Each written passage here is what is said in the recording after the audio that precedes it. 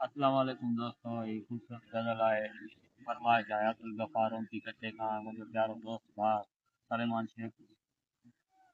बेवफा सामा वफा वेठुस करे, जिंदगी पंहिंजी सदा वेठुस करे, जिंदगी पंहिंजी सदा वेठुस करे। बेवफा सामा वफा वेठुस करे, जिंदगी पंहिंजी सदा वेठुस करे। दिल ॾेई सौदो कयुमि हिन दिल संदो,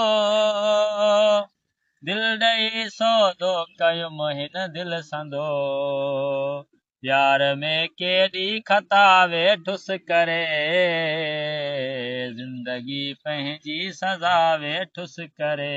हो जिंदगी पंहिंजी सदा वेठुस करे।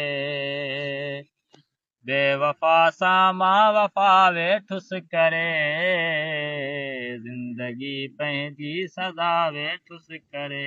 हो जिंदगी पंहिंजी सदा वेठुस करे। हाल पंहिंजा मूं विञाया जंहिं करे, हाल पंहिंजा मूं विञाया जंहिं करे, बेवफा उनखे दुआ वेठुस करे, जिंदगी पंहिंजी सदा वेठुस करे। हो जिंदगी पंहिंजी सदा वेठुस करे। बेवफा सामा वफा वेठुस करे, जिंदगी पंहिंजी सदा वेठुस करे। बेवफा महबूब जे छो प्यार में, बेवफा महबूब जे छो प्यार में, पंहिंजे जीवन खे फना वेठुस करे, जिंदगी पंहिंजी सदा वेठुस करे। हो जिंदगी पंहिंजी सदा वेठुस करे। बेवफा सामा वफा वेठुस करे, जिंदगी पंहिंजी सदा वेठुस करे।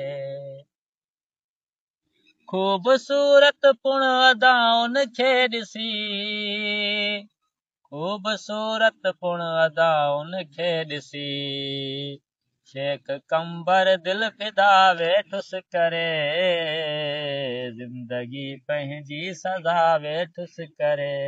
हो जिंदगी पंहिंजी सदा वेठुस करे। बेवफा सामा वफा वेठुस करे, जिंदगी पंहिंजी सदा वेठुस करे। हो जिंदगी पंहिंजी सदा वेठुस करे।